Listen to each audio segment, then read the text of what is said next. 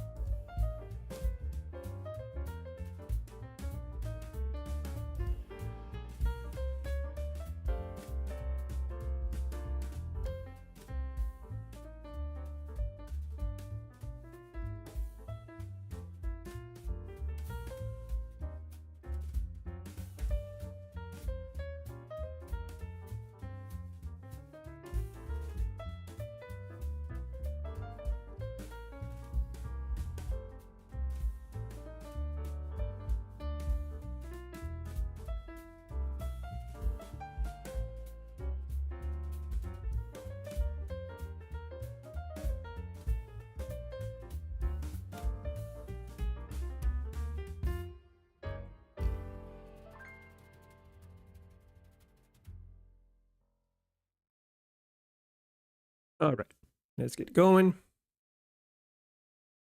We have a lot to do, a lot to learn. I hope you had a fantastic week. Why are you not going away? Go away. Go away. 1, 2, 3. Whoop. Okay. Now you. Hey, how you doing? Thank you so much for joining me again. We made it. It's Friday. Yeah. What? How was your week? I hope you had a fantastic week. We are on the weekend and we are going to continue working on my journey to learn React in Inertia while we build a very simple job board. Hold on. I need to take care of the notifications while also checking that everything is running perfectly on the background. And looks like it is. Okay, chat window, where are you? Here you go.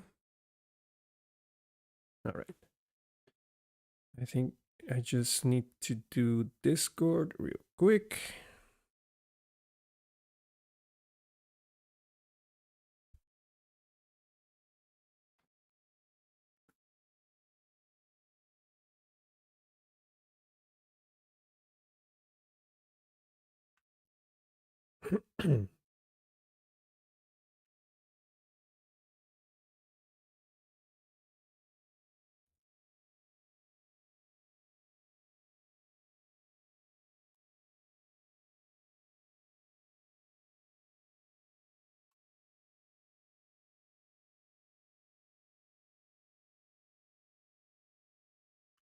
Discord is done. Twitter is done. And Blue Sky, it's done.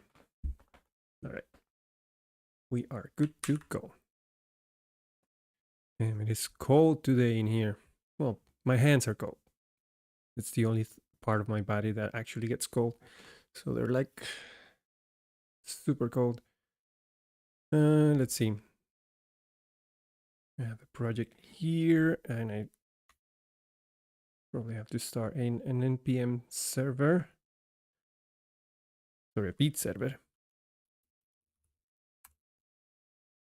Just so that we can get going.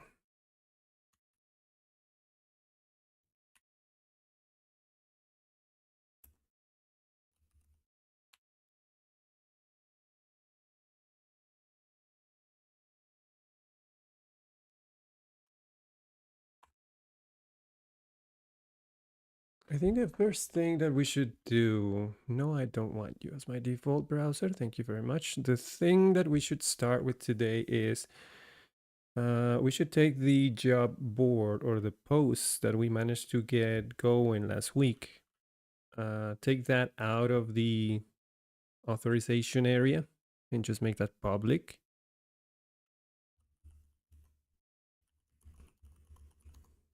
I think that's just example. I don't think I created a user.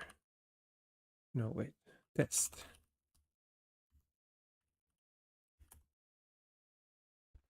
Because yeah, right now I have a bunch of posts here and we're rendering that in a React component. But the one thing I don't like is that this is behind authentication and that should not be the case.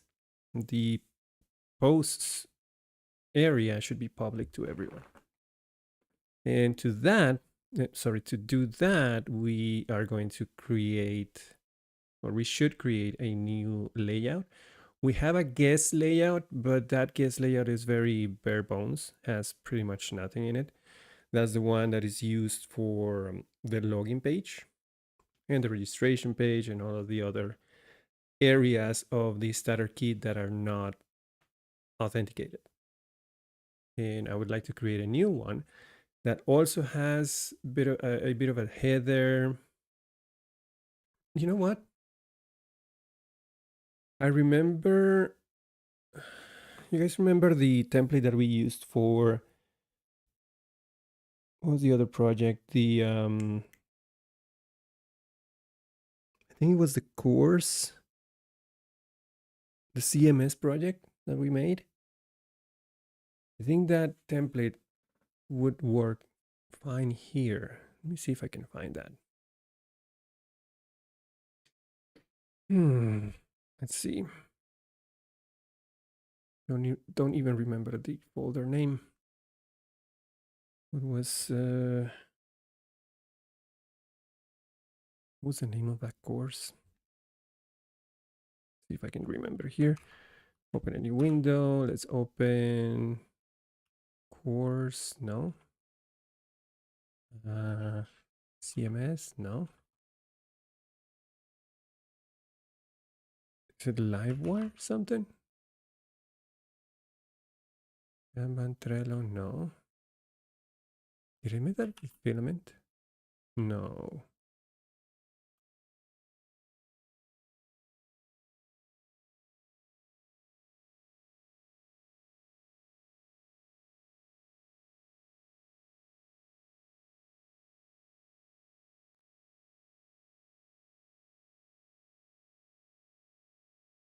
LMS. Not a CMS, it's an LMS. Okay.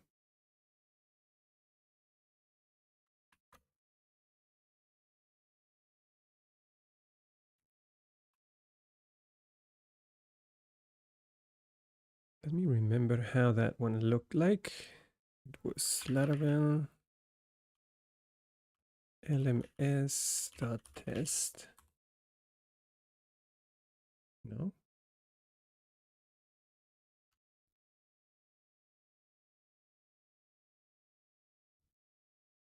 Oh, courses.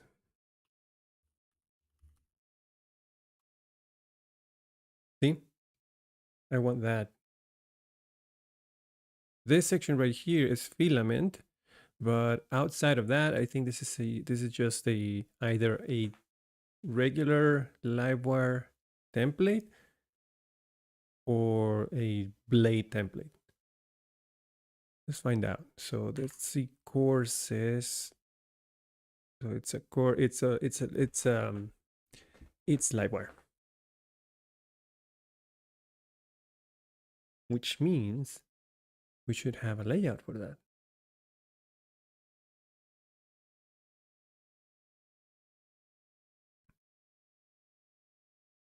So this is a component, a Livewire component that has a filament counterpart, just a table. Let's go to render Livewire course list. Let me find that. Resources, views, Livewire course list. Oh, wasn't it? That's interesting. Maybe so this is part of a layout, but maybe what I did in here, if I remember correctly, is that I set the layout globally for all Livewire components. Means that I should have a Livewire config file, and the layout is components layouts app.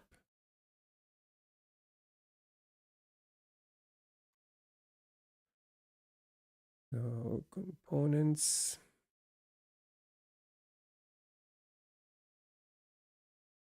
layouts app. Let's see.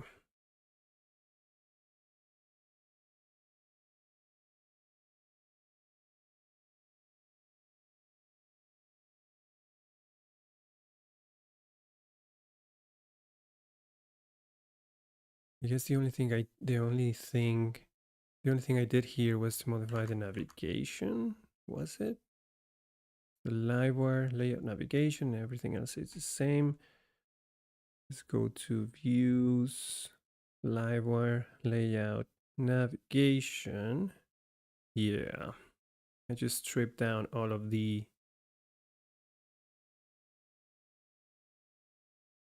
authentication stuff. Or I put it actually behind a conditional. This auth directive here means that all of this, it's only going to get rendered if you are authenticated.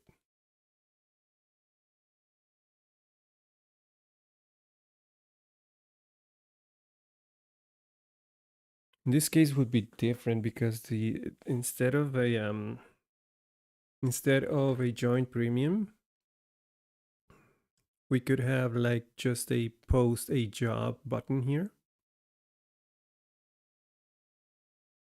In that post job button, sorry, that post job form, that one would be behind authentication. So I would require someone who wants to post a job to first log in and then fill the form.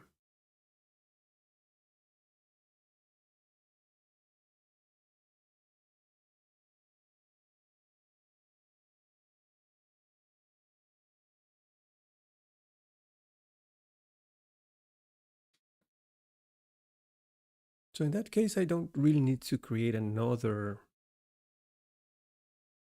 layout. Whoa, that scared the pants out of me. Who's that? Lickety Split. Thank you so much for following. You scare the heck out of me. Thank you so much. You're awesome, dude. Are you here? Are you in chat? Say hi. So yeah, I don't need to. Hey, I am. Hello, how you doing, man? Happy Friday. Thank you so much for joining me.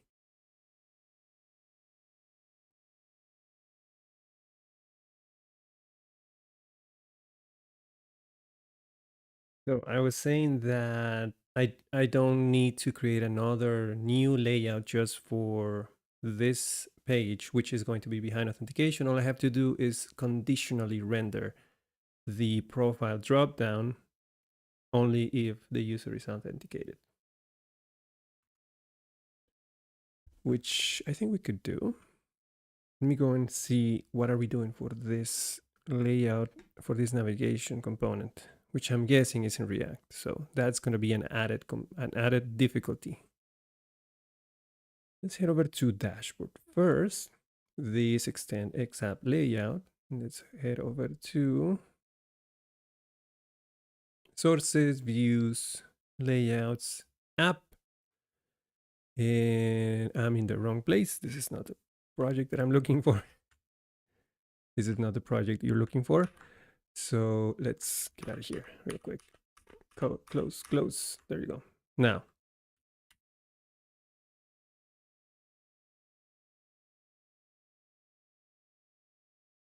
we are going to go to resources, views, not views. Oh, there is no layouts here,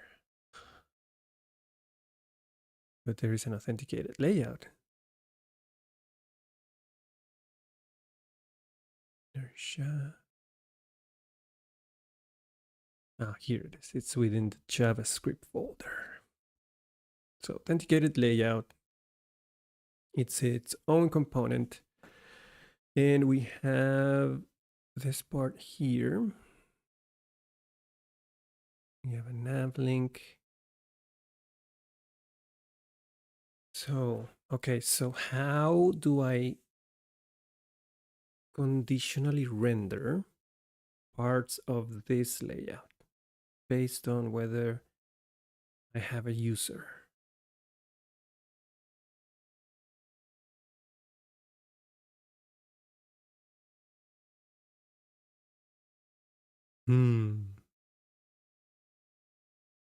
Let me think. So the use page, I have to, I'm gonna go look into the use page, which is part of Inertia, I'm guessing. Yes, Inertia. Let's go and look at that.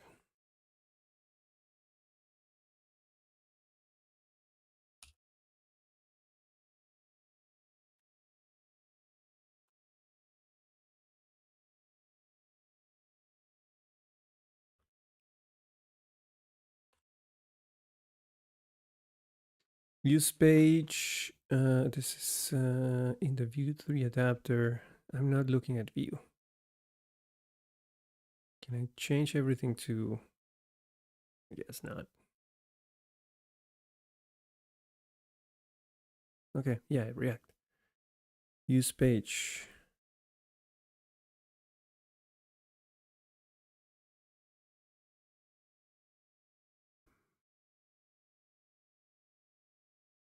Not what I'm looking for. Pages, maybe.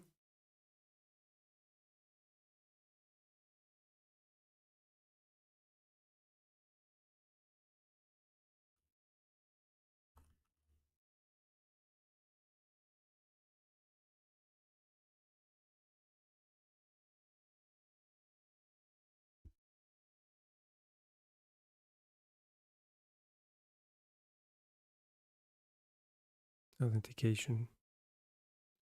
One of the benefits of using Inertia is that you don't need a special authentication system like OAuth. Okay, thank you. Rather, we use Inertia. You can simplify authentication system.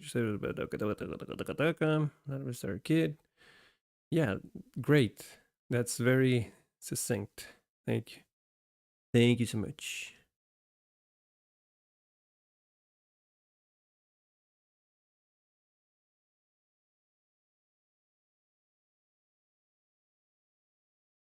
Creating layouts. Okay. Persistent layouts. Yes.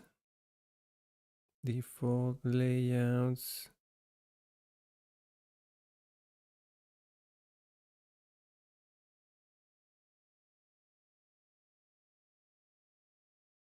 Hmm.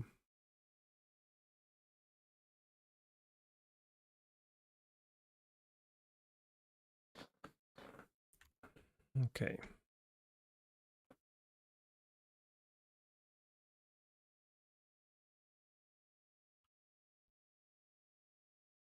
We have something else here.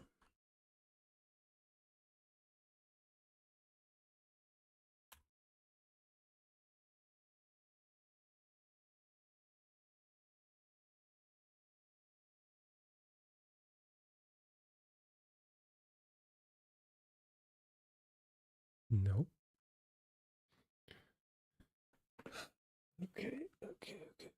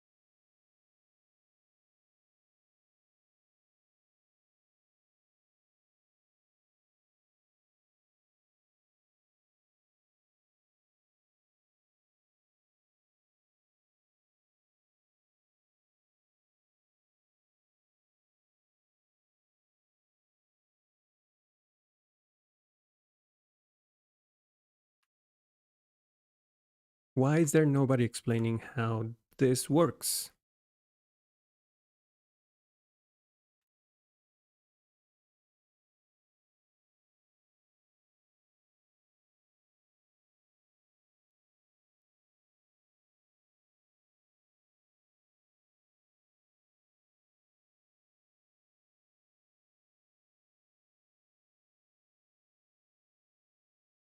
Ahoy! How you doing, Thirsty Pooch? How's your Friday going? Thank you so much for joining. I already have a problem though. So I don't know if you have any knowledge, but I'm trying to figure out how I can conditionally render parts of a React template based on whether the user is authenticated or not. So what I want to do is I want to not render this dropdown, which is the one that has the username, etc., etc., and instead just render a simple button. But then I go into, all right, maybe I just have to look into this props out user. So correct me if I'm wrong, but if a user is not authenticated and I try to do this user, going to be undefined. Is that correct?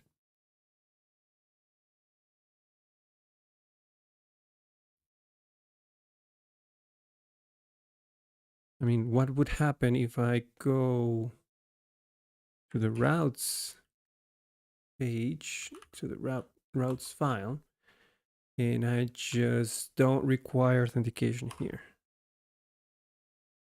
What kind of things am I going to see?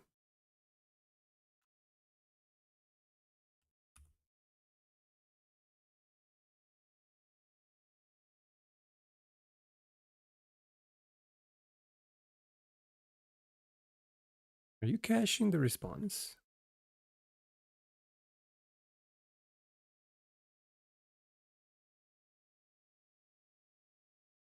Why can't I?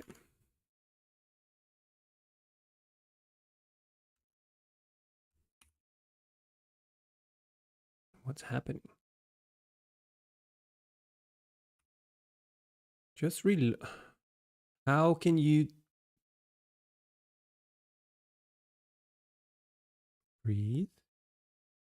Just breathe. You're still logged in, so oh, okay.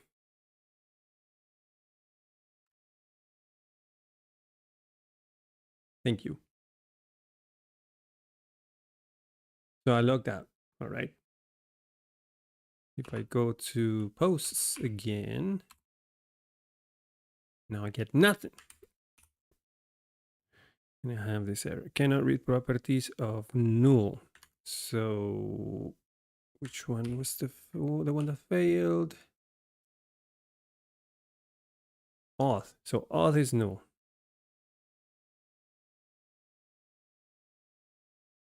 Wait, no. User is null. And I'm trying to use read out of username. Okay. So to avoid that, I need to test for user, which is null. Is there a null save? Is there a null save operator in JavaScript? You should just need to check for user. Yes, yes. But I'm a little fuzzy on how to do that. I mean, if I were to do it in a template, in a Blade template, I would just do auth maybe, or if user, but in this case I have user there. I just need to I need to find a way to do it with JavaScript.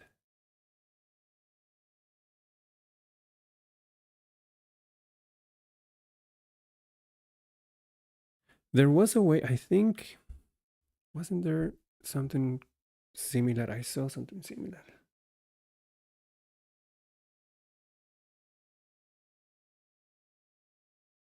Where did I see that?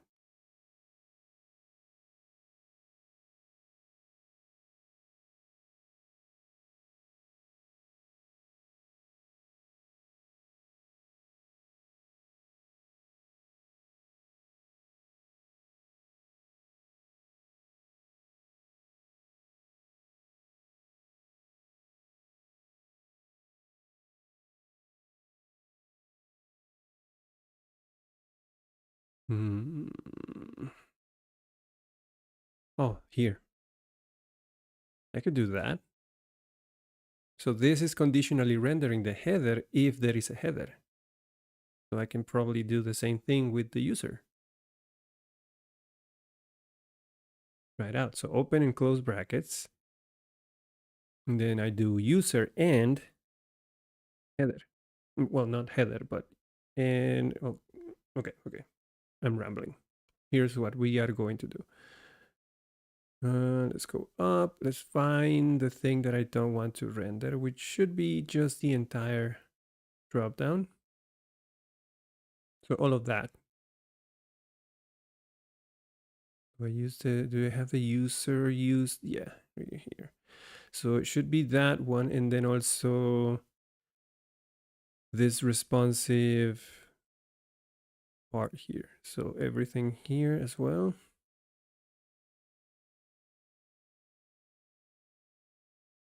So that part.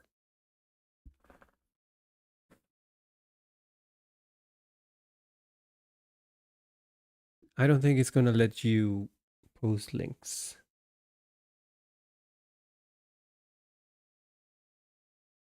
Oh, it thought it was a link, but it wasn't. Yeah. Sorry, that was Nightbot being. Yeah, I didn't like the probably the something in that message, but I can see it now. So user and but it should be something like this. It's kind of what you did there.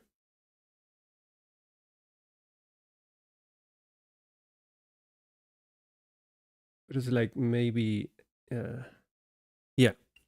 Let me try this just to hide it, and then I can use something similar to show something different, so that I don't have to track down the beginning and the end of a ternary operator, which could be difficult. So instead, I'm going to do this. I'm going to say, let's start with the other one here. So open in curly brackets, and then user and what was the okay, so open parenthesis to return, I'm guessing, a piece of JSX. Then I can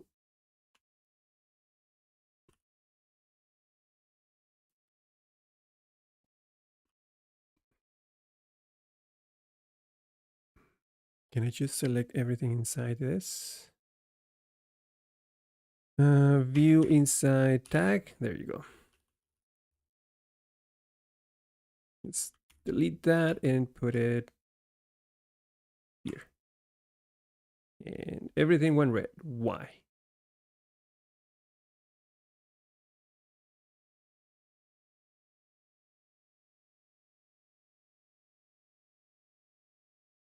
Did I miss a div or something?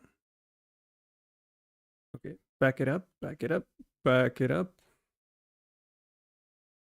Oh yeah, where's this coming from? Oop, oop.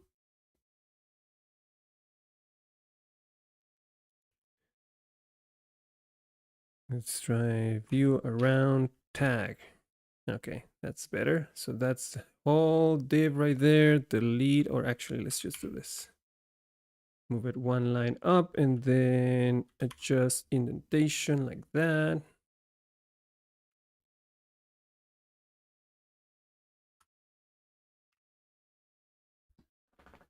Yeah, I saw it. I don't know how that happened. I sometimes have problems with Vim motions. I'm not completely a pro, but I'm getting better. It's a good thing. Thank you for keeping me on my toes. So I have user end, and then the whole thing right here. That's one part. Now let's go to the other one. which is this one. So let's do the same thing. Open and close curly brackets, user and where's the end? Right there. No, that's not there. User end and then open parenthesis like so. And then do view around tag and poop it up one and poop it in front. I'm not saying poop. I mean poop. So view there. I lost my footing. Here. There you go.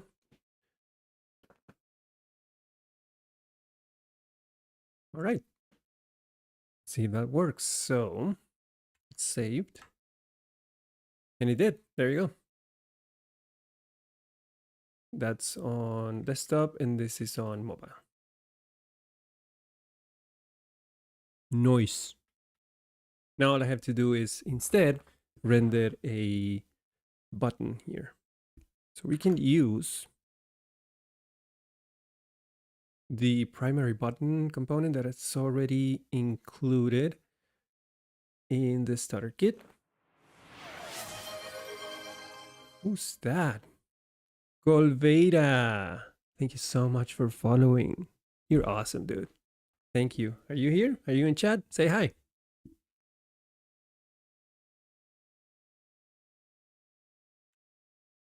So now we can use Golveira. Hello, hello. Hi, how you doing?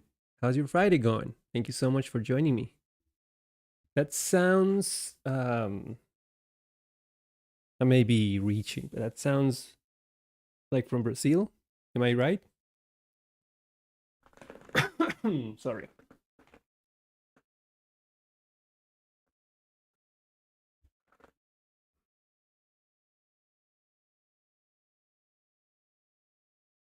Let's try and okay, so this should be when the user is logged in, and instead we're going to do another one. Open and close curly brackets, not user, and let's check the component for primary button right here. So in order to use this, I'm guessing I have to import that, right? Just like link, which is it's not here. Navlink. They're using navlinks. No, not this one. Let's try this. Oh, here it is. Navlink drop down. I need another one of this. So import primary button from. Oh, thank you. So nice of you to help me with that. Now let's go down, down, down, down. Where was I? Here.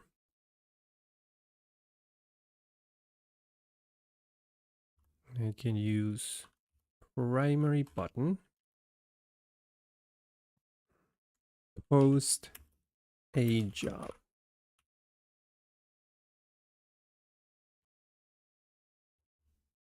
This is okay. So let's grab this. Yoink. And let's do the same up here. Paste. I'm guessing some of the classes, the design is not going to be right, but we can fix that.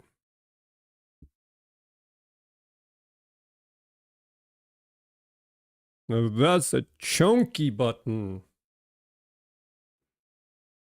That's a big boy. All right, so at least at least it works. So that's on desktop. Oh, why are you showing up there? And also here. There's classes, I guess.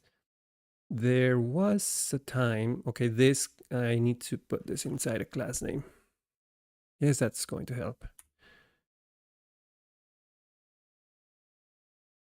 Actually,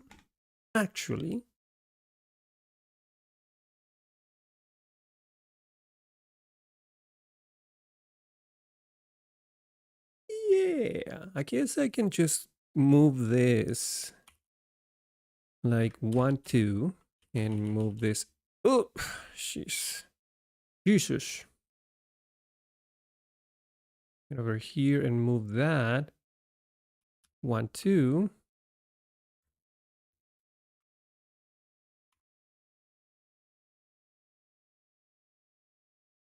Maybe there. Oh, come the freak on. Um, there. Boom, boom. And that's aligned. Then I can just take this and push it up 1, 2. Push it forward 1, 2. I don't need to create another div. So I either render the drop down component or the primary button. Yeah, Dean Dominguez, hey Arturo, why React and not Vue.js? Because this is supposed to be like a challenge for me. I already know Vue.js, so it wouldn't be too much of a challenge if I were to use Vue.js. It'll be like I do need to. I'm a little rusty. I'm not gonna lie, but I actually use. I'm more familiar with Vue.js, so this is more like a challenge for me because I know nothing about React or Inertia for that matter. So it's like a get to use my noggin a bit more. So okay, see if that worked.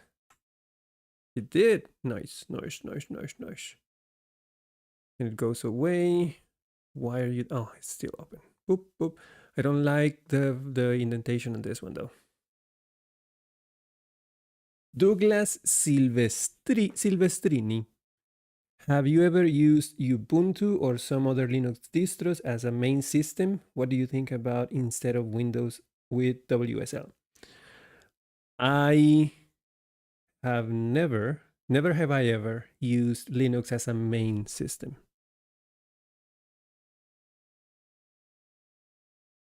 Yes, Silvestrini is Italian Brazil. I didn't mean to be disrespectful though. It was just it came out of nowhere. No, I have never used Linux as a main system. I know people that do, and they're very comfortable in that environment. It never clicked for me though. Well, that's a lie. I did used to use Ubuntu. Okay, I did used to use Ubuntu, but that was such a long time ago, like way long time ago. And I used it not as a main, but I used it as I used to log in into a production environment to, you know, this is back when GitHub was not mainstream, you know, whenever you had to make a change in production, you actually had to copy the files over in a zip file. That was fun. So I was familiar with Ubuntu. I get to use Ubuntu at my very first job, but not as a main system. I used to use Windows as a main system back then. You didn't use SVN? No. This was what this was. Okay, granted that. Let me try and remember. Yeah, no, I don't. I don't think we use SVN.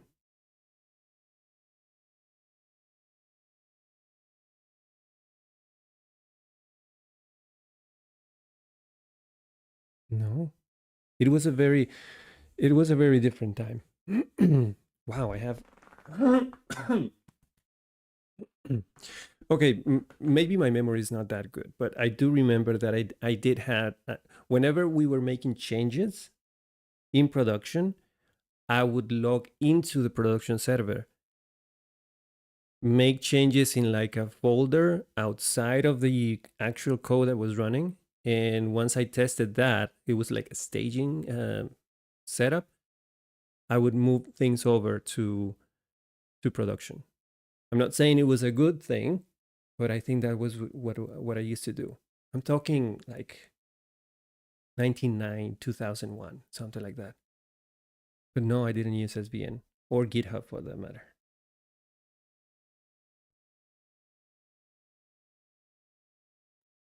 But to go back to the initial question, I do think it's a very flexible thing, Linux and Ubuntu or any other distro that you're comfortable with. Um, I know very popular YouTubers and live streamers that swear by it, like Primogen, for example. But yeah, I never got it. It was never a click for me, mostly because my entire career I started with Windows, no WSL. Uh, I'm talking Windows 95, 98, uh, etc., etc. And at some point in time, I moved to Mac.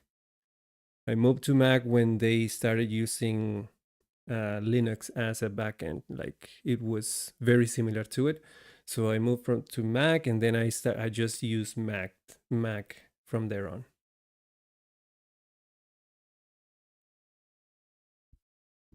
Oh, yeah, I do remember having a dual boot in one of my computers. That did spark a memory. Yeah, no, it's super optimized. I mean, Windows is just not great for development. I will give you that. It's not it is not ideal. Mac, it has worked perfect for me for the last, what is it now? 12, 13 years, maybe more. I just switched to Mac and never went back. I do have a Windows machine and I use it from time to time. And I did switch to Windows for a period of time just to, you know, some of the things in my work where you know they work better on Windows. So I did switch for a while. Then I switched back to Mac, and I now I use both depending on what I have to do. So it's but never I never really got into Linux like a main. I never mained Linux, unfortunately.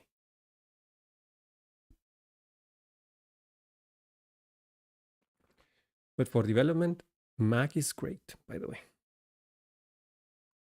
Oh yeah, I can see that. Very expensive in Brazil. A new one costs, Jesus freaking Christ. How much this one?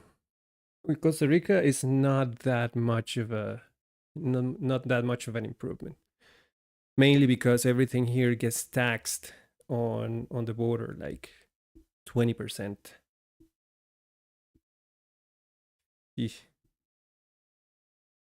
Yeah, here we $1 equals like 500 colon. The dollar is not that well. I'm not really very familiar with the economics of it, but what I do know is anything technological here, anything that like computers or anything that we have that generally would cost. For example, if something costs like $100, like in Amazon or in the US, it will cost you like 175 in Costa Rica just because of the taxation on on customs. It's ridiculous. So yeah, technology here quite expensive. The one computer that I have, my Mac Mini, I bought it, and my Windows laptop, those I bought in the US. When I was there, I took the opportunity to buy everything every technology, every gadget that I have right now. I bought it there because I knew that if I had to buy it here, it'll be like almost twice as expensive. But I can see the cost benefit of using Linux if a Mac is so expensive. So yeah, at the end of the day, you have to use it's just a tool. And if you only have one tool available and it's inexpensive for you, then that's the one that you have to go for.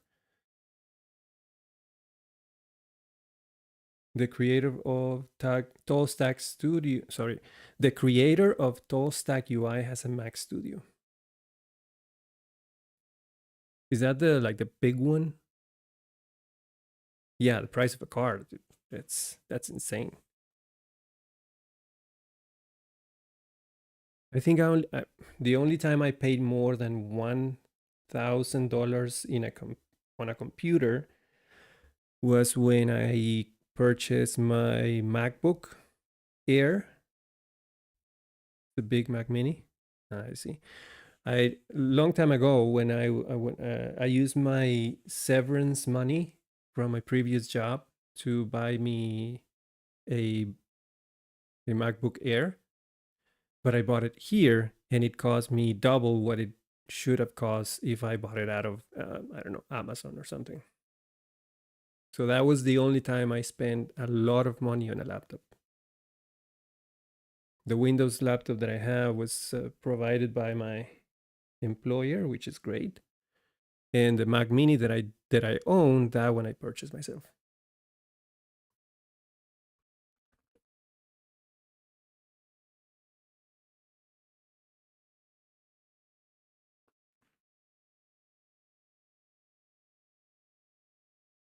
A Big Mac.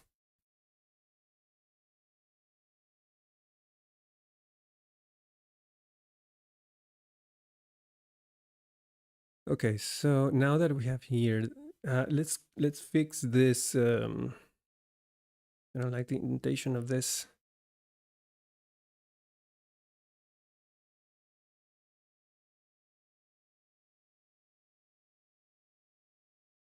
Let's go and check how that looks. And this is the one. Is this the one? No, it's the one down here.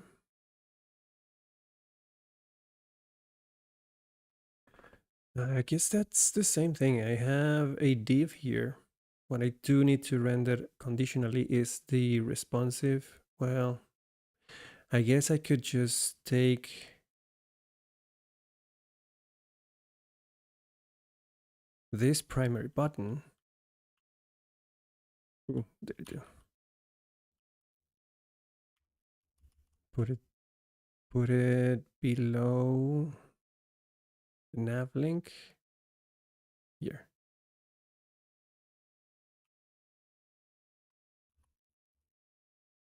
Although that responsive nav link probably has some more classes that I need to emulate, but let's see how this looks.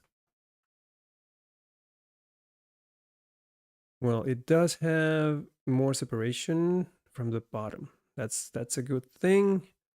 And I guess this one here has some sort of padding. Check. What? No. What are you doing? Come on.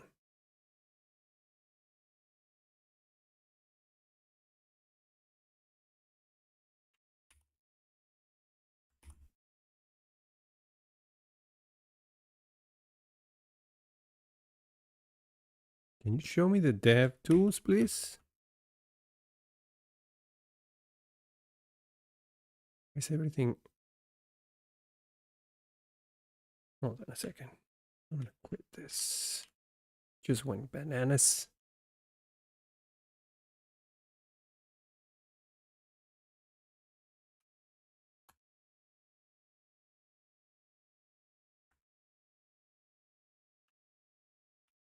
There you go.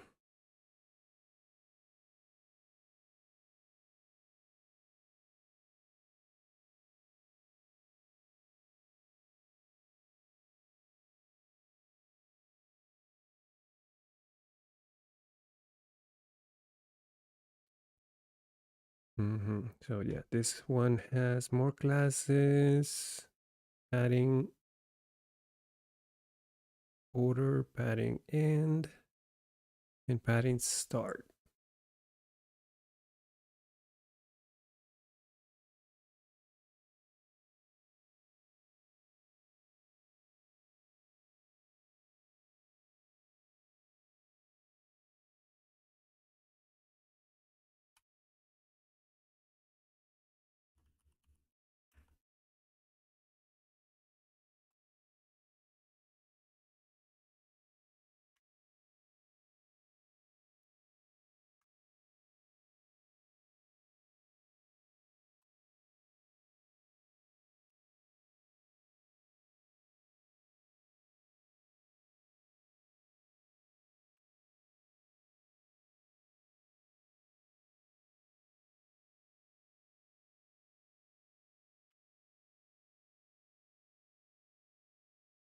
Okay, that looks better.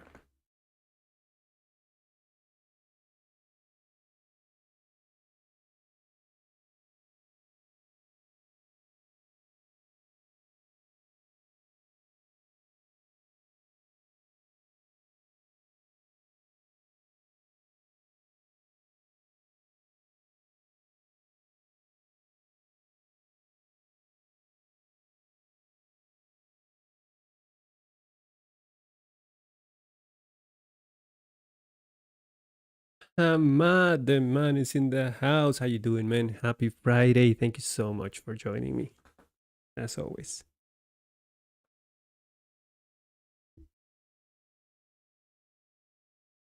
Okay, so we have this page now. It's not protected with authentication. We modified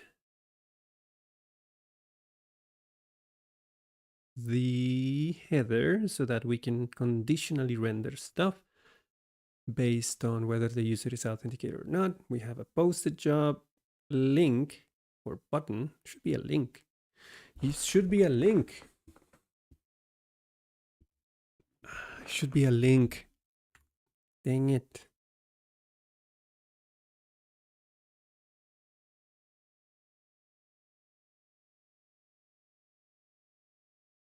I need another.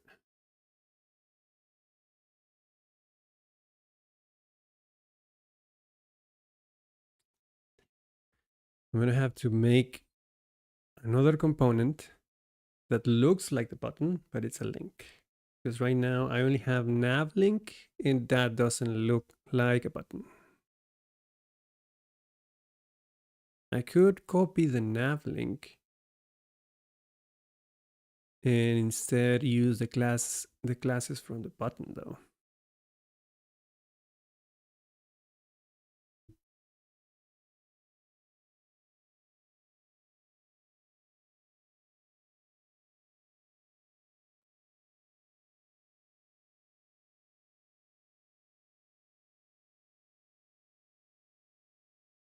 Or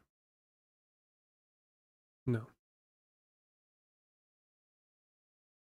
Yeah, let's do that. Let's create another component just for that button so that it's not a button but a link.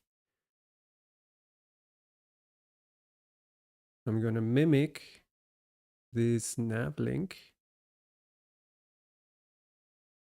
use it as a base. Okay.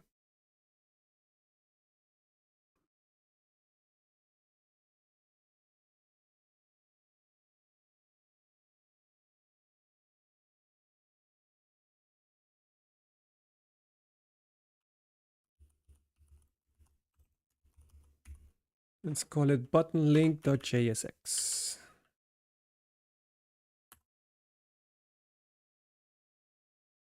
I'm going to copy most of this. Just actually copy all of it, yoink, and paste it here and just modify the returning thingy. I'm going to preserve the class names. Let me see if I can grab this. Yoink. I'm going to wait. I'm going to put it up here. I know it's going to make a, it's going to scream, but give me a second. Let me cook. Yoink that. And paste it up there.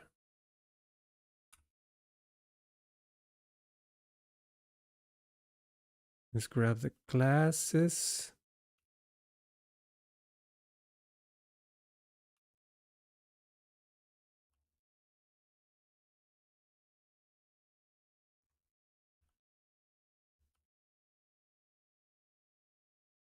Yoink.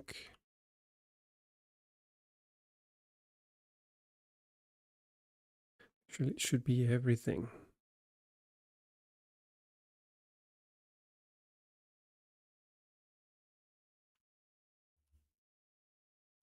Like that. Maybe not. I don't need that disabled thingy.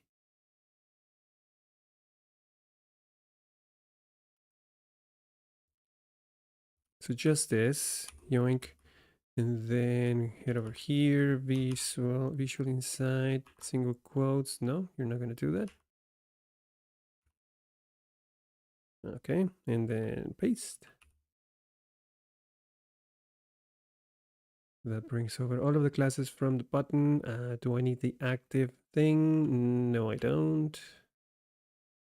Let's remove that thing from there and just class name. How do they do that? Oh, a plus.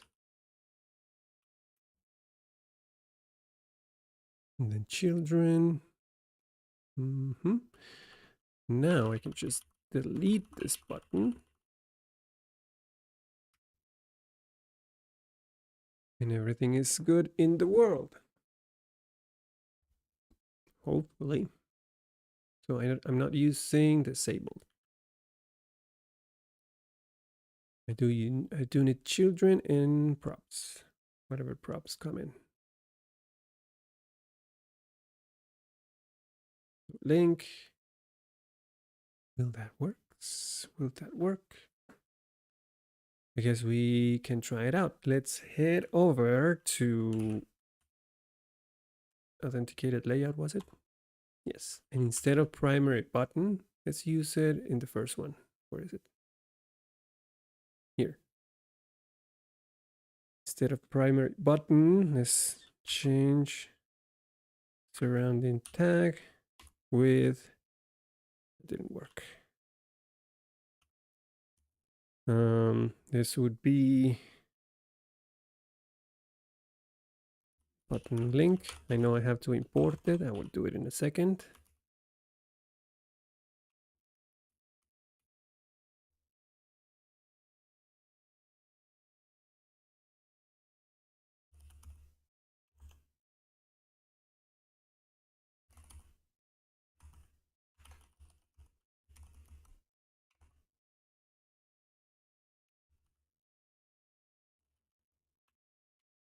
Okay, so import the component and then use it. Let's see if it works. No, it doesn't. Why not?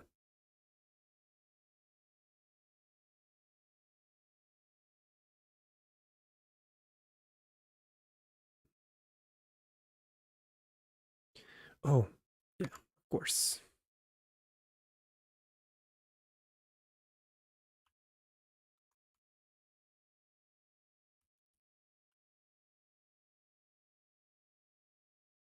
Okay, that worked. Kinda. Okay, no, yeah, no errors. And that is a link. I didn't pass an href, but that's fixable. Let me see it in. All right, cool.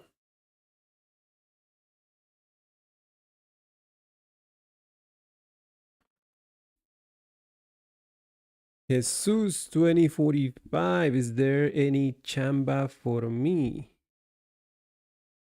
So you're looking for a job? Is that's chamba, right?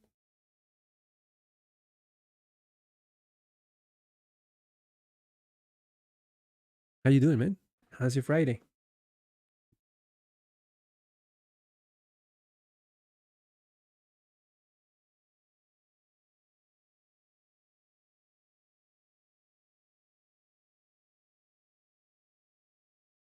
Mm, okay, let's keep this around. We're going to need a page. Okay, that's a link. That's fine. This is going to take me to a form that will allow me to create a new job.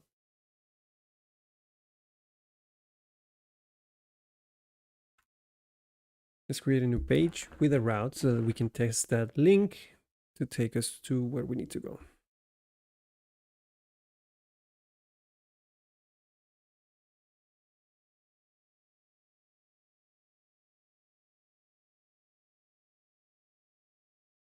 So this page will be a create page. So let's create a new file, call it create.jsx.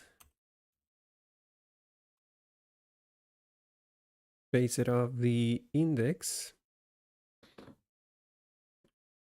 Let's select everything, yoink, paste it here and modify what we need. Authenticated layout, this one, that's fine. And then the head.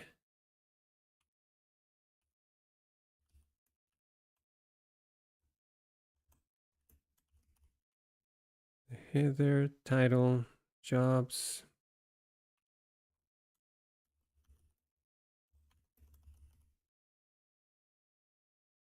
I'm doing great. Thank you so much for asking. Yeah, it's been crazy here in Costa Rica. That's one thing that I can tell you about. It's been pouring rain for the last week, like starting at 4 a.m., raining the whole day up until late at night. It's been troublesome. Fortunately for me, I live in an area where I'm like flooding is not a thing here, but I do know that there are many areas in like in the lower valley that they're having problems with flooding and stuff. It's bad. Fortunately, I live like near more in the mountain area,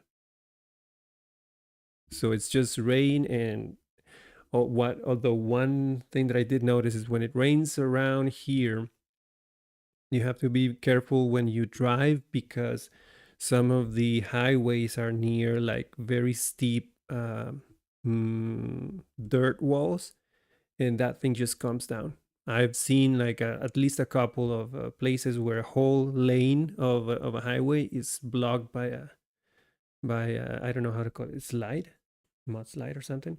I really like Inertia and Vue. Oh yeah, I actually like Vue, and but I chose Inertia because I chose Inertia with React because I wanted to give myself like a real challenge, like try to learn something completely new and maybe show you guys what it is, like the process of not just watching an entire tutorial series and then end up knowing pretty much not nothing, but pretty much the same. So like tutorial hell, basically. Instead, you get to see like what is it like to actually learn something completely new without using tutorials mostly. I haven't used a tutorial yet. That's one thing.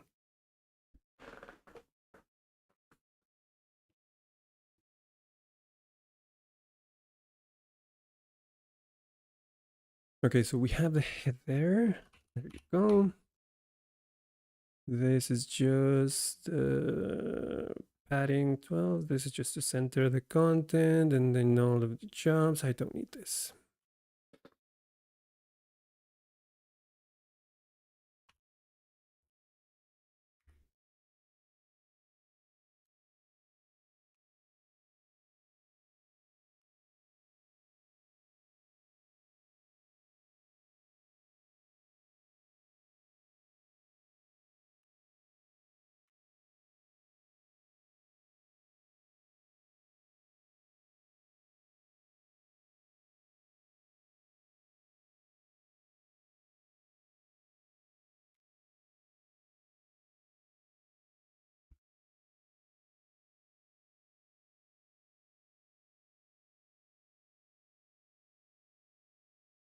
Is there any job with Inertia for me? I don't know.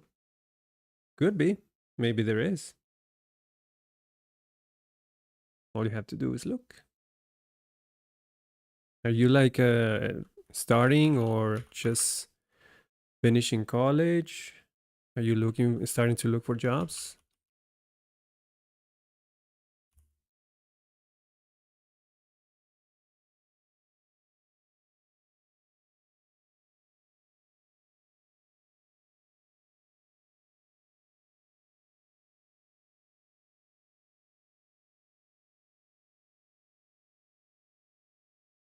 So this should give me just a card with the text job form. I am full stack developer with 6 years of experience. That it should be a problem as long as you have like my in my experience when you're looking for when you're job hunting, the best thing you can do is have something to show, even if it's just small projects. Like have something to show to the person who is interviewing you, because most of the time they're going to ask to see some code. I remember when we were interviewing in my current job for a new position, that was the one thing that I always like to see is, can you show me something that you have done before so that I can gauge how clean your code is, how easy to read your code is, how knowledgeable are you in this case we were looking for someone who knew Laravel and Laravel and Vue.js. So yeah, that's we it's always good to have something to show when you're interviewing for jobs. So and with 6 years of experience, I'm sure you have like a repertoire of things you can show. So shouldn't be long before you find something, I believe.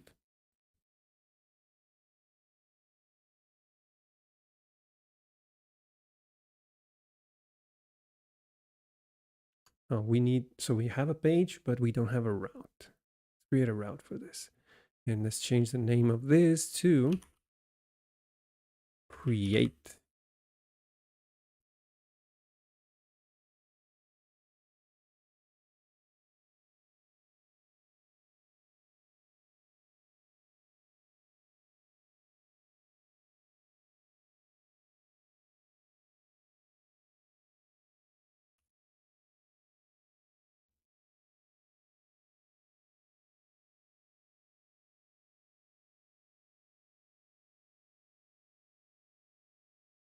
I think at this point we should create a group. We are starting to have more than one route with the post prefix. So maybe we can just create a group for it, like this one right here for all of the profile stuff.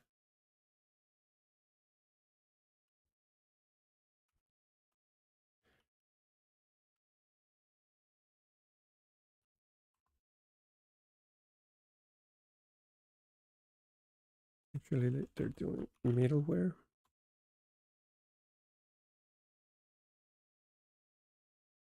I'm gonna do it the other way around. So route group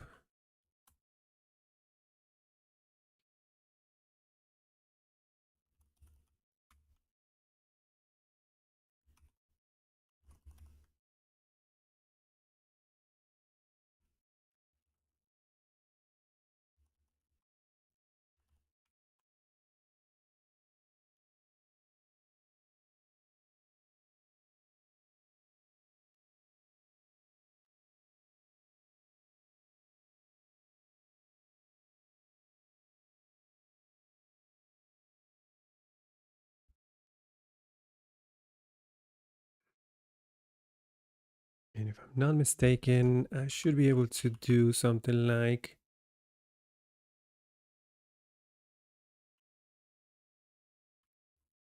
prefix or pattern. What was it?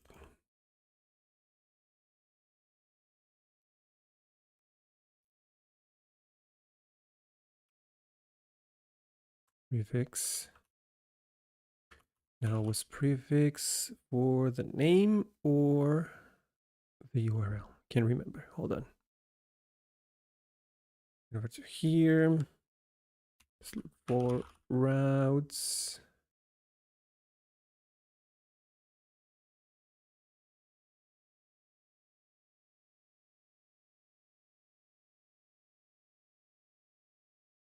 Or routing, was it? Routing, yes. Basics. Route groups.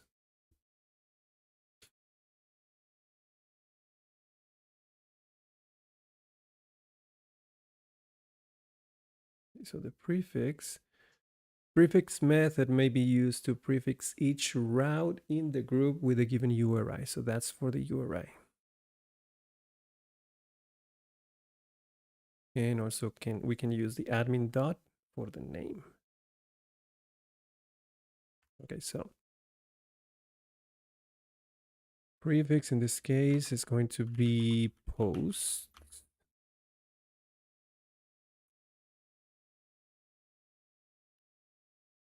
And the name going to, all of the routes are going to start with the name posts dot, and then group.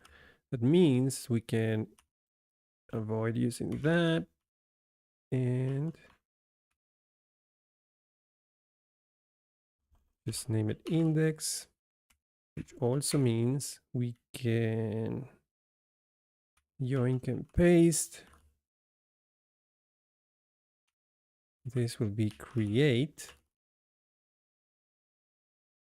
This one does have authentication.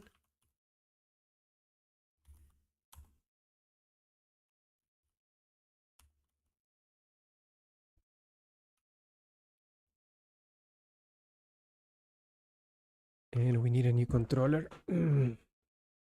No, this is the post controller, but we need another method though.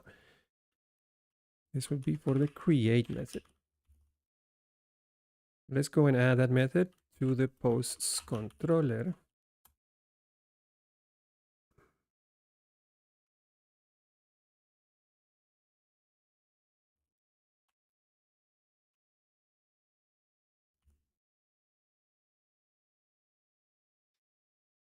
We don't need anything, right? Actually, we just need to return. We don't have any data. When we're creating a record, we don't need any model. We're not finding anything. We just need to display the form and then take care of the record creation later. So return inertia render.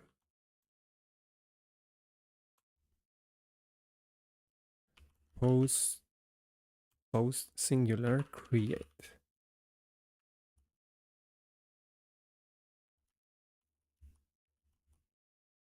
And that should do it.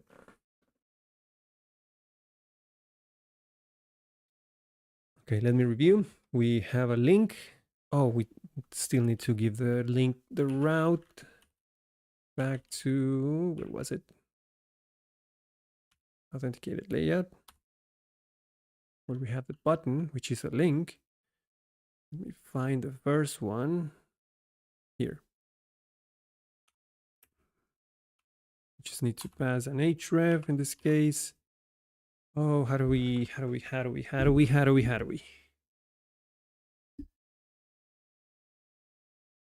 We don't have access to any helpers from Laravel. So how do we use routes?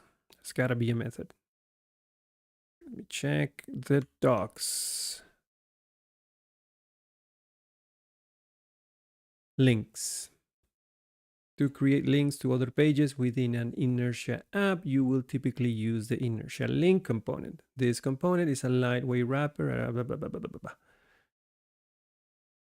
Creating links. Yeah, fine. How do we use routes?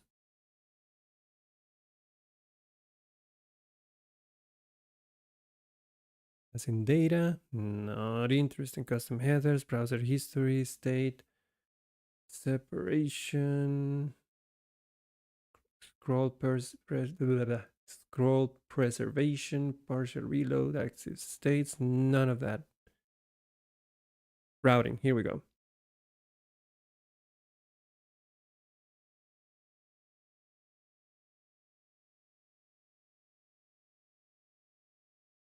Oh, I need to pass it as a prop? Is that? Oh, interesting. However, keep reading. When using Laravel, the Ziggy library name can make your named server-side routes available to you via a global route function. Yes, that's what I wanted. Oh, it's just okay, just like that. Just use a colon in front of the property. So this would make it that I can use JavaScript inside the property value and just use the $ route, which is the equivalent of using the route helper in Laravel.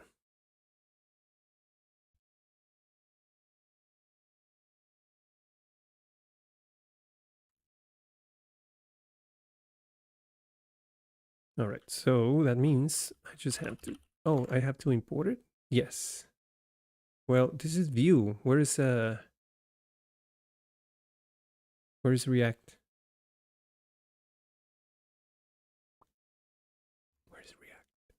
It's got to be a link here, nav link. There we go. Route.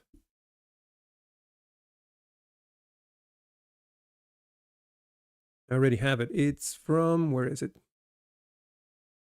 It's just available. Nice. No import, no imports, no nothing. Just use route. Awesome. So just like that. Interesting. I'm going to copy this. Where's the button? Right here.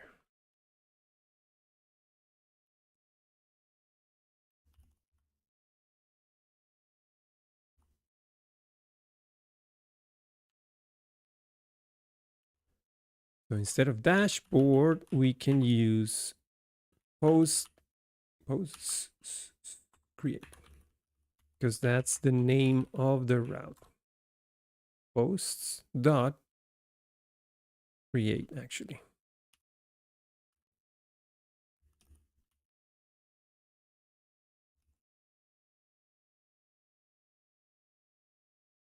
And that's it. Well, we still need to add a column here. No? Interesting. Oh yeah, because this is not Vue. I was confused.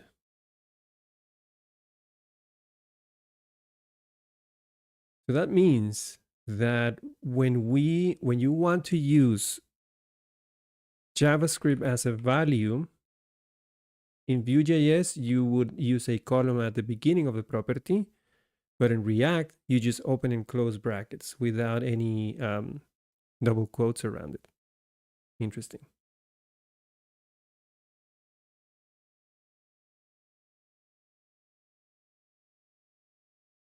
And let's go to this one.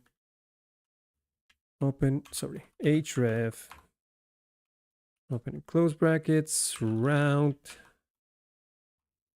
posts, create. I like it. It's very familiar. Doesn't feel weird. Doesn't feel out of place. I like it. Well, kind of. Okay. That was just an oddity. Okay, so if I click this, yeah, the route is correct. I can see it down in the corner, very small, but I can see it. And if I click on that, I need to log in because this is protected. We have a test at example.com user.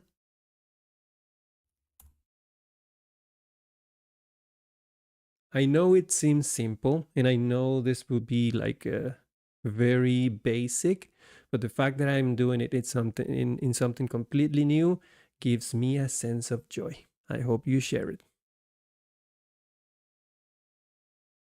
Okay. We are getting into forms now. This is going to be fun.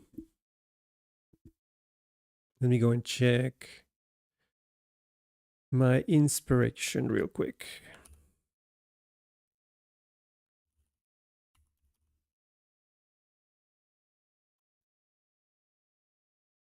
Really? No, not that. No dash.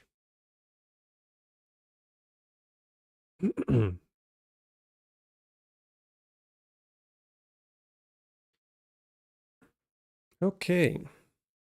Let's try in for now. Let's just try and recreate the visual aspect of the form. Not going to deal with the mechanics of it. I just want to have a template with a form that looks kind of like this. Not going to deal with company logo just yet.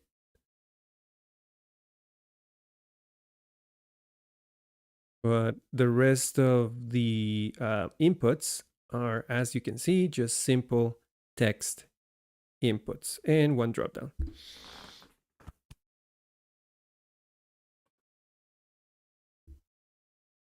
Wait, was the employment type? Did I put that in the database or did I say that was going to be an enum? It's an enum. I don't even have that field in. It's going to be interesting. How can I use an enum as how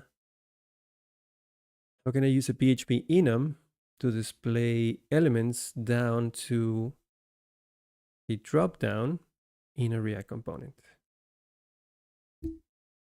Well, shouldn't be that much of a problem because the model is casting that as an array,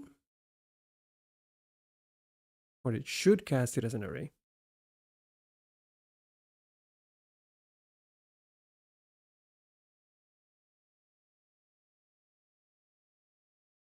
We'll get there when we get there. First, let's try and create a few text inputs in the form.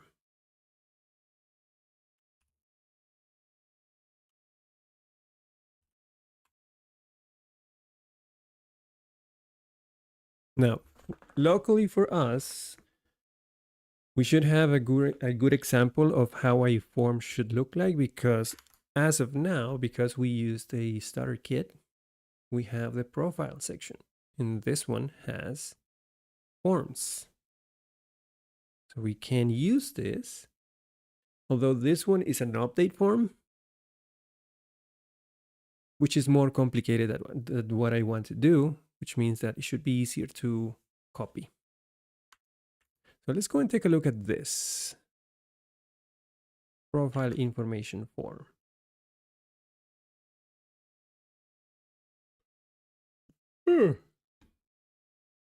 Here's the profile page. We have partials with the delete user update password. Okay, cool. We have edit.jxx.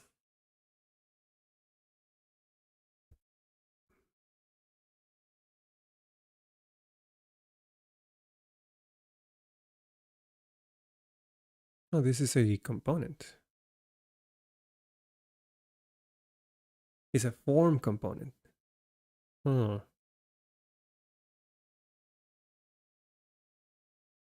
Update profile information form.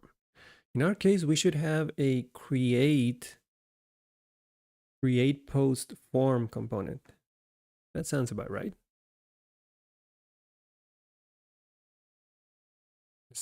Let's see how this one looks. Update profile information. That should be in, where is it? Partials. This one here.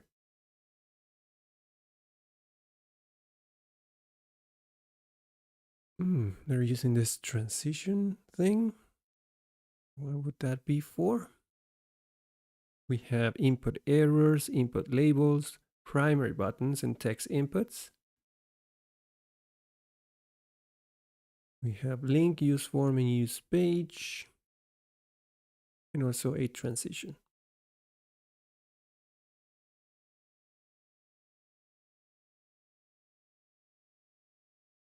What would this status be for? That's status. It's a prop that is coming from the edit. Controller. Let me go and check a look at the profile controller.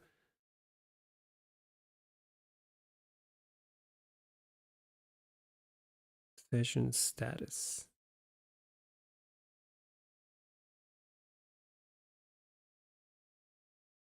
I don't know what that's for. I guess it doesn't apply to me. Very specific to that. All right, go back to the form. We get the user, the authenticated user. You probably need that. And then we have some data, set data batch. Oh, the use form. I've heard about this. I think that's in the Inertia documentation. If I'm not mistaken, there is a section here for forms. There you go. Let's take a look at this. While it's possible to make classic HTML form submissions with Inertia, it's not recommended since they cause a full page reload. Instead, it's better to intercept form submissions and then make the request using Inertia. Okay? They're not using the helper, form helper. Here we go. Since working with forms is so common, Inertia includes a form helper designed to help reduce the amount of boilerplate code needed for handling typical form submissions. We import use form. Again, React, please. Import use form. And this will give us the data, set data, the kind of request that we are making. In this case, it will be a post for us, a processing variable, and errors, if any. Interesting. Okay.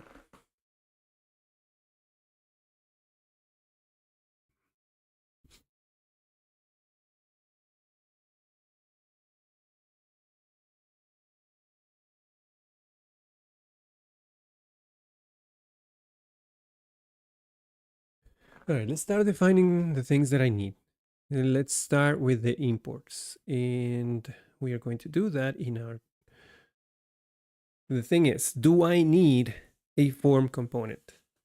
Or should I do everything in the create component?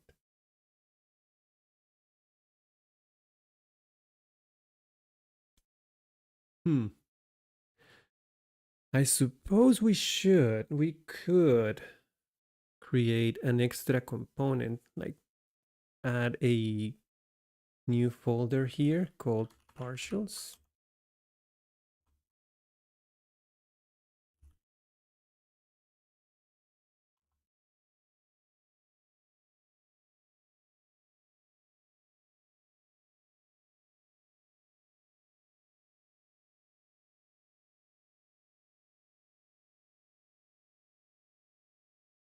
You know why I think that would be a good idea? Because maybe, just maybe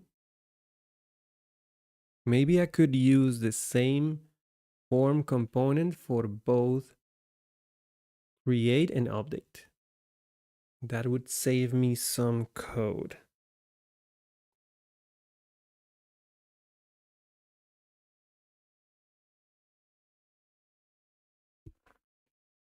Let's start with the create part. Let's create a form component for create, for the posting, for creating a new post. And once we have that, maybe we can then adapt that same component to work also for the update, because it's going to have the same form inputs. It's just going to be a different request. I don't know how that's going to work though. Well, I don't have to. Let's start. Let's just do something. Let's create a new file here. Let's call it post form.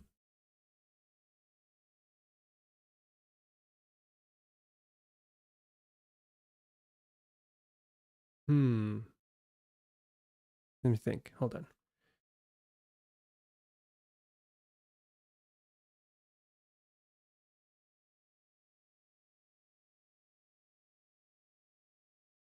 Yeah, maybe I should divide those. You know why? It's because of this. When you call the use form, you have to decide what are you doing. Is it a post?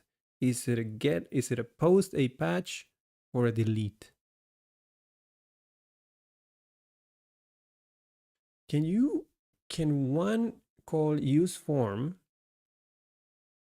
and request different and have different requests in here? Like can I call use form and get data, set data, and also post in patch at the same time? Is that going to give me an error?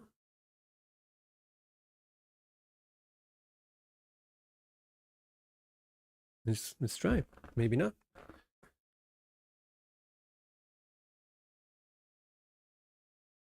So I guess, yeah, let's create a new file, call it posts form,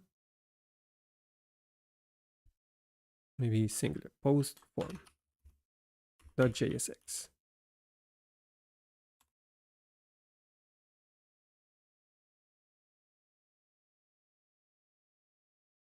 I'm pretty much going to need the input error, the input label, primary button, and a text input. I don't know about the transition. I don't know how they're using that. Let's bring it in just in case. Also a link, use form, and use page. All of that. Yoink, paste.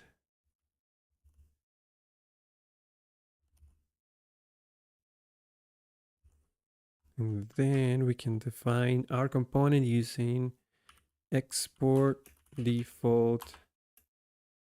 That's how it goes. Export default function, post form. And then we accept a bunch of props. In this case, probably just a class name for now.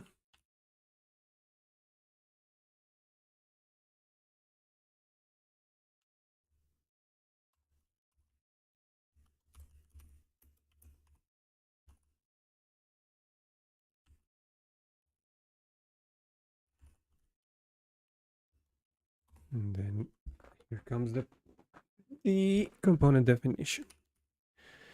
The first thing we need is grab the authenticated user, cons user equals use page props out user.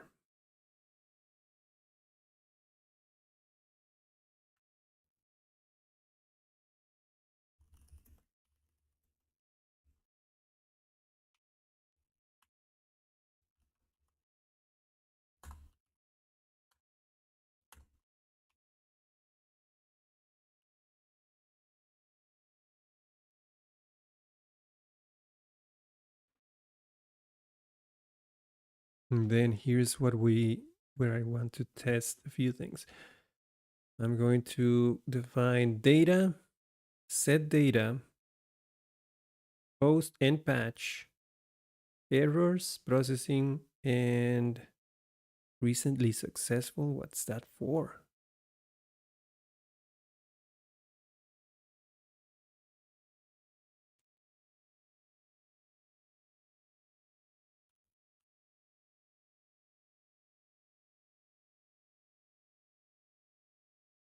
Hmm.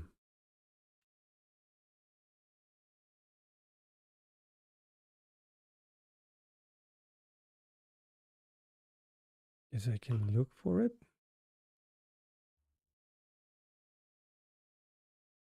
Hmm. So it's a Boolean apparently. Oh, it's a Boolean showing me that the recent post was successful so that they can transition a saved message. I don't know if I'm going to do that though.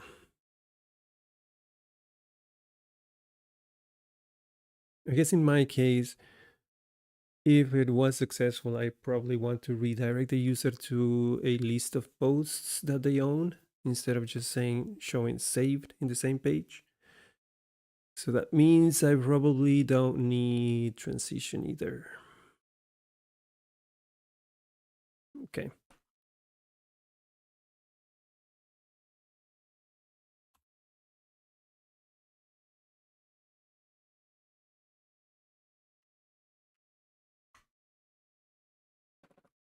I am going to need data, set data patch, post, errors, and processing. All right, let's see how this goes. So const, and the things that I need. Data. They use space. Yes, they do. Set data. Patch. Let's do it in different order. Post and patch. Processing. What's the other one? And that's it.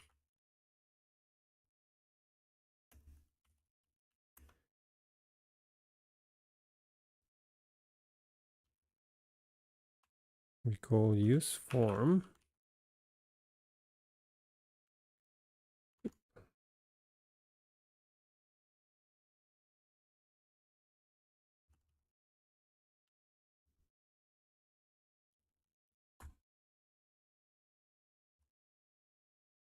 And inside use form is where I define the data for my form.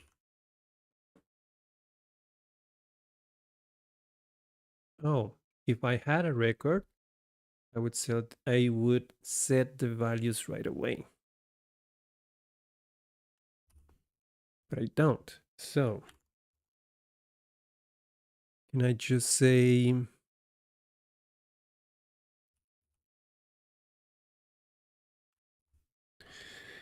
what's the data here? Let me check.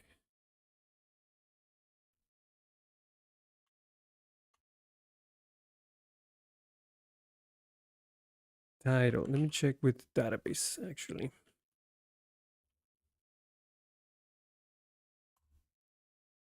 Title, location. Start with those two.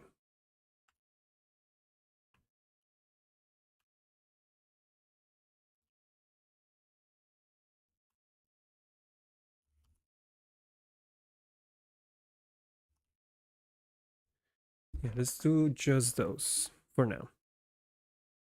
The next one will be a drop down, so that will up the difficulty a little bit.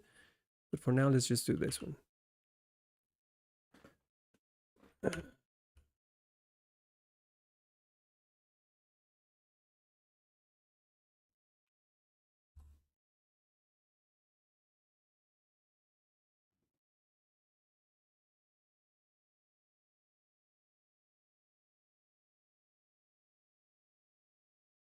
We do need a submit method.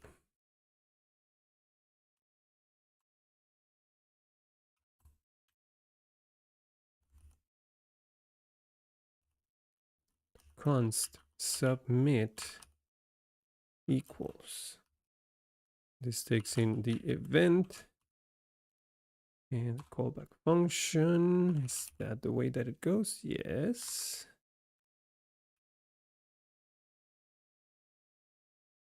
I'm going to leave that empty for now. Move to the return template.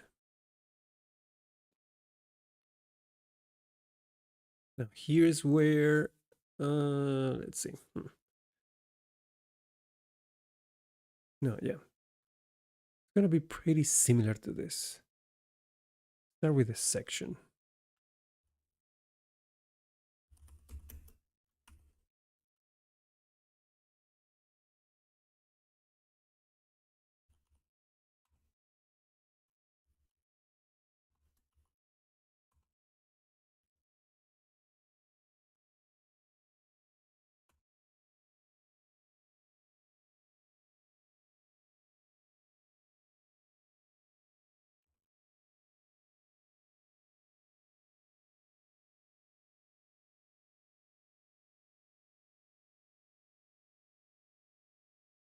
Then we can take this header from here.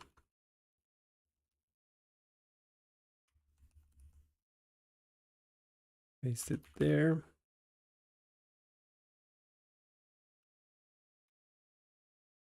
Change this to post information, job post information.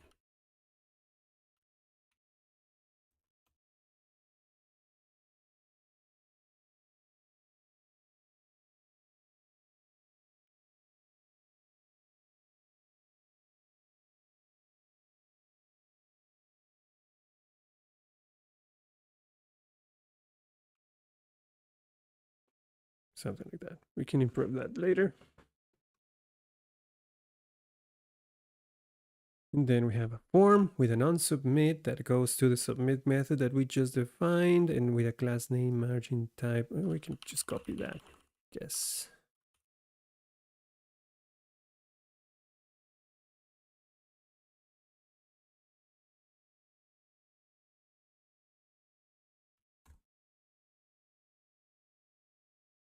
Okay.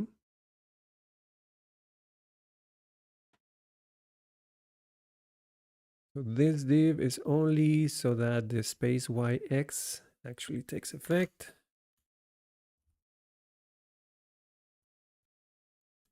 Let's add a div here. And inside we add the input label and then the text input.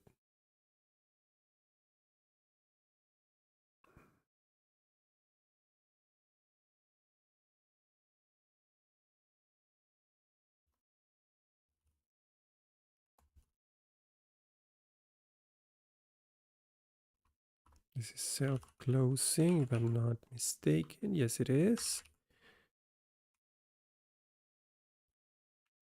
We have HTML4. Is that how it's called? HTML4 and value.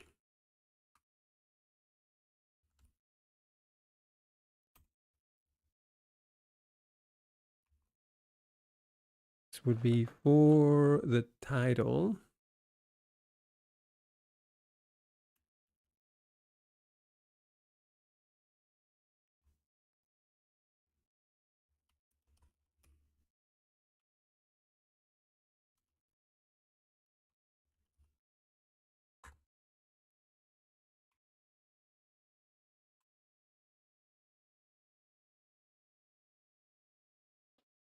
All right. Text input. An ID, class name. Let me just copy all of that.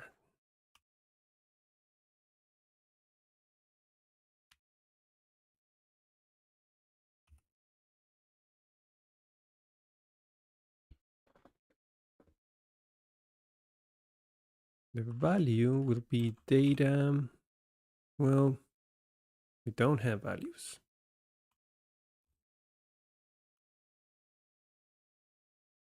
Can I omit or simply leave it like that? The value will be empty because we don't have any data to fill the form with. We're creating a new record.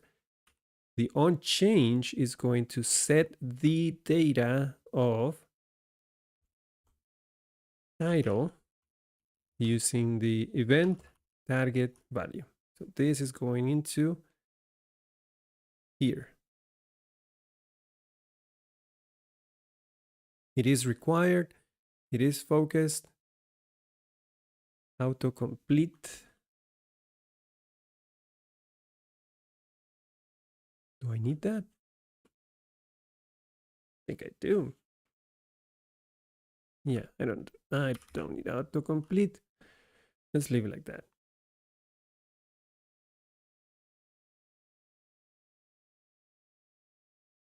And the one for location should be pretty much the same. So we can grab all of these div, yoink, 11 down, paste. The label is for location.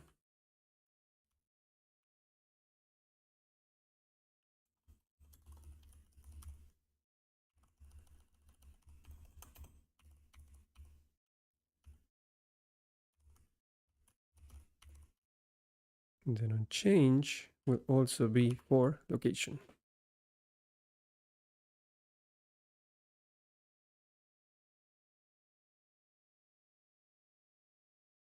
Okay. Let's try just those two by heading over to my create.jsx, importing the new component, import from, no, that's not what I want to do.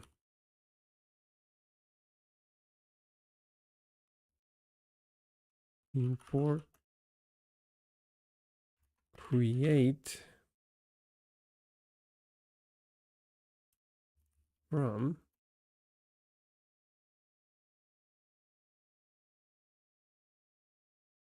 this would be pages, post, partials, post form. So it's not create actually, it's post form.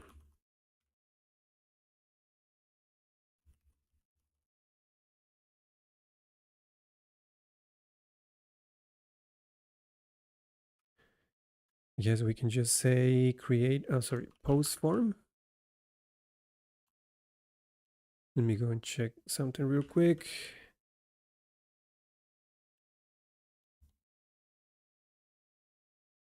Max with Excel, that's the class name.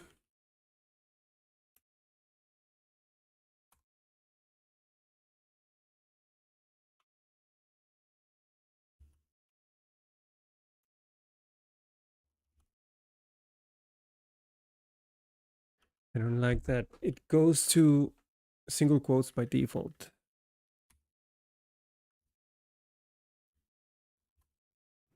But I can change it. No problem. No problem at all.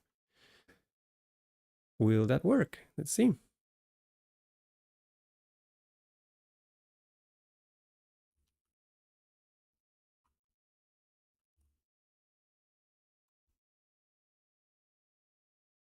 Kinda.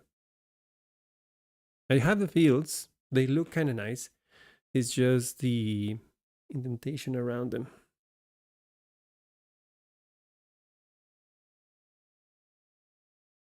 Let me check the edit. See how they did it.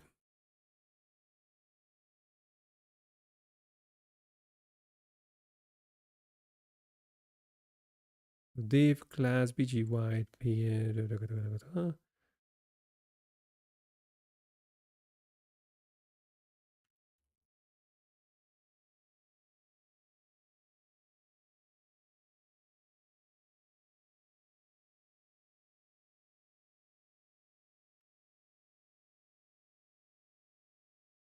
Shadow SM, round energy, dark. Oh, it's got a padding 4.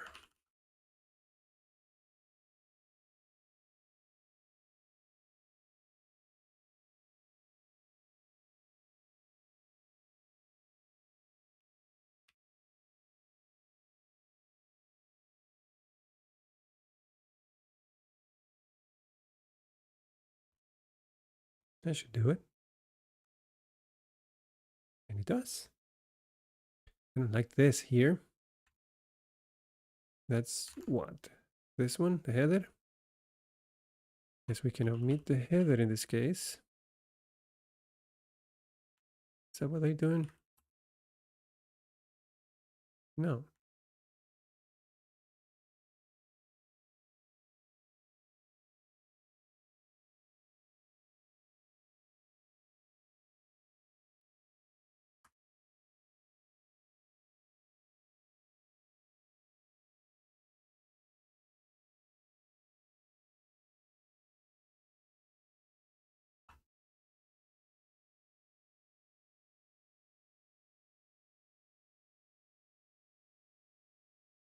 Oh, is this that div over there, the one that I don't like?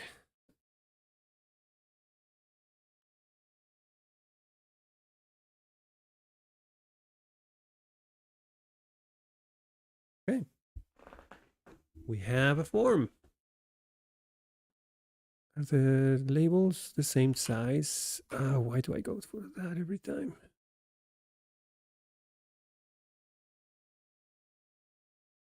Yeah, and there is a lot more padding though.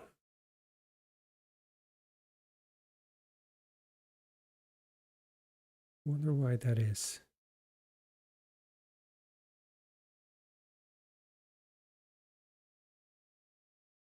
Let me check.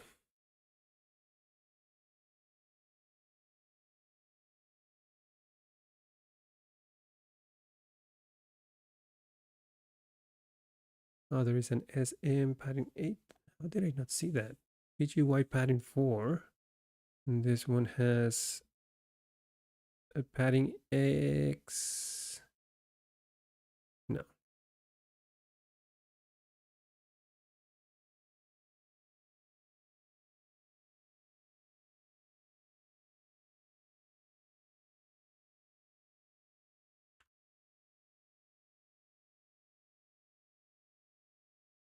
Hmm.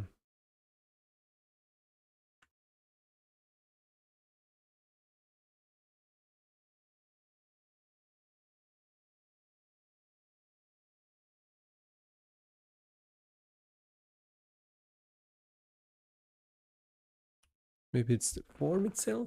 Let me check. No, it's not. It's everything around. Well, yeah, it's the. No, it's everything around the form. Why does this one has more padding than mine?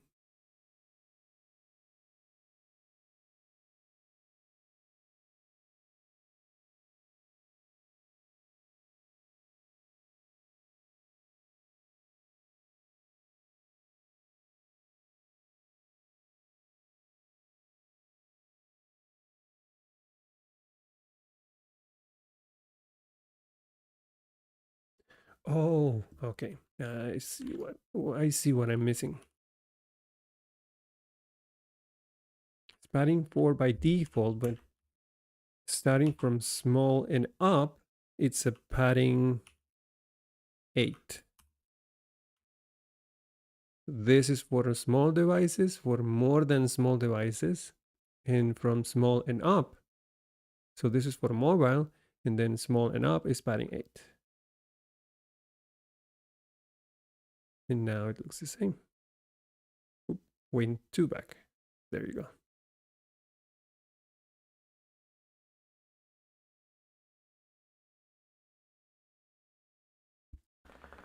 Cool, cool, cool. Wait a second. No, it's fine. Same size. Now we need a button at the end. Let's place that button there.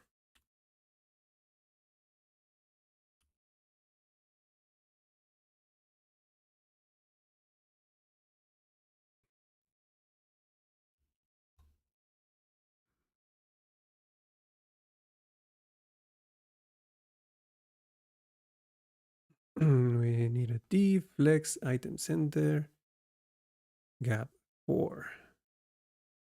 I'm guessing that's because of the transition that I'm not using. So just the primary button should do the same. Let's see.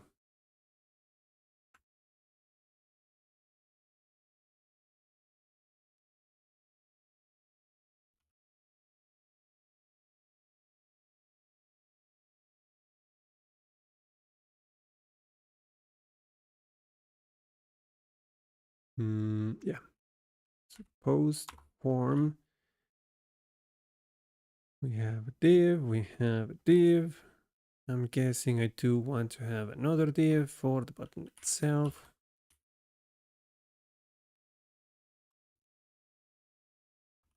Primary button. That's what they're using, right? Yeah, private button, disabled for processing, and then save.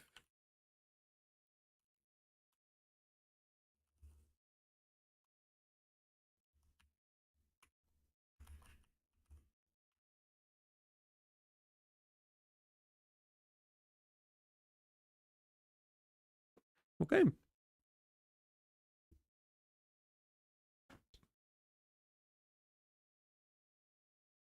I'm assuming that this processing is just like the equivalent of wire loading, meaning that this will be true whenever the form is being processed, therefore disables the button while the fetch or the post request is being made.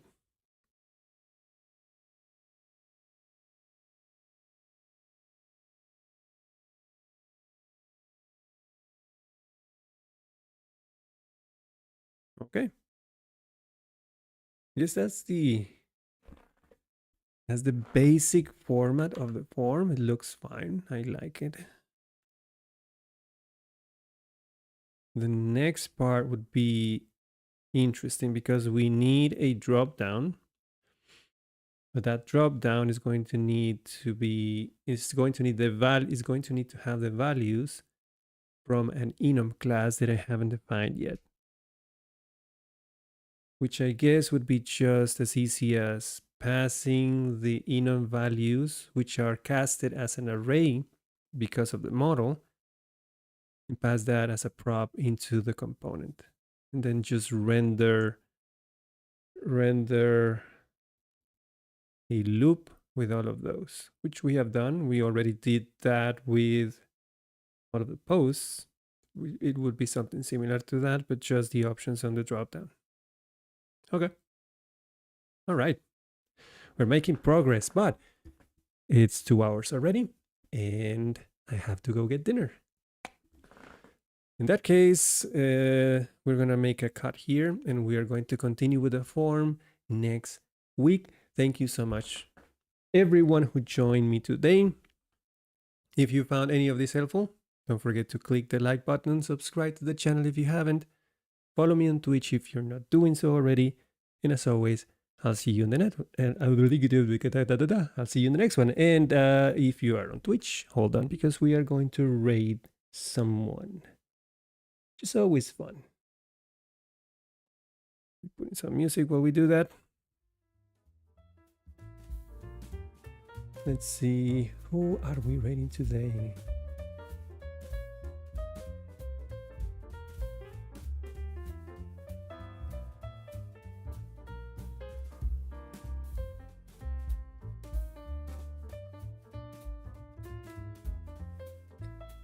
Let's see, Bunny Cam, Ferret Cam.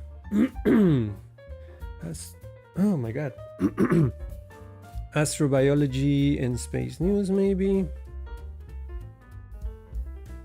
Yeah, let's go with that. That's always fun. Okay. Thank you so much, everyone, for joining me today. Have a great weekend. Goodbye.